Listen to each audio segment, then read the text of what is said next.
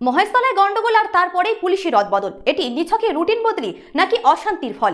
সম্প্রতি মহেশতলায় হওয়া গোষ্ঠী সংঘর্ষের ঘটনার রেশ কাটতে না কাটতেই রাজ্য পুলিশের রদবদল নিয়ে জোর জল্পনা শুরু হয়েছে। মহেশতলার এসডিপিও এবং রবীন্দ্রনগর থানার আইসিকে বদলি করা হয়েছে।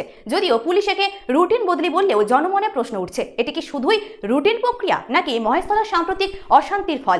বুধবার বিকেলে দোকান বসানোকে কেন্দ্র করে মহেশতলায় দুই গোষ্ঠীর মধ্যে ব্যাপক সংঘর্ষ হয়। পরিস্থিতি এতটাই উত্তপ্ত হয়ে ওঠে যে উত্তেজিত জনতা পুলিশকে লক্ষ্য করে পাথর ছোড়ে, যার ফলে বেশ কয়েকজন পুলিশ কর্মী আহত হন। গভীর রাত পর্যন্ত ওই এলাকায় উত্তেজনা ছিল এবং পরদিনও পুলিশের টহল অব্যাহত ছিল। এই ঘটনাকে কেন্দ্র করে পুলিশের ভূমিকা নিয়ে প্রশ্ন ওঠে। বিরোধীরাও সরব হন। ডায়মন্ড হারবার জেলা পুলিশ সুপার রাহুল গোস্বামী এবং অতিরিক্ত police super zonal Mithun Kumar Dey সাংবাদিক বৈঠকে জানিয়েছিলেন, পুলিশের গাফিলতি মিললে পদক্ষেপ গ্রহণ করা হবে। এই ঘোষণার পরই রবীন্দ্রনগর থানার আইসি মুকুল মিয়াকে দার্জিলিংয়ে বদলি করা হয়েছে এবং তার জায়গায় মালদহের রতুয়ার সার্কেল ইন্সপেক্টর সুজন কুমার রায়কে আনা হয়েছে। একই সঙ্গে মহেশতলার এসডিপিও কামরুজ্জামান মোল্লাকে স্টেট আর্মড পুলিশের ৩য় ব্যাটালিয়নের সহকারী কমান্ড্যান্ট পদে বদলি করা হয়েছে। নতুন এসডিপিও হয়েছেন সৈয়দ রেজাউল কবির, যিনি রাজারহাট থানার আইসি ছিলেন।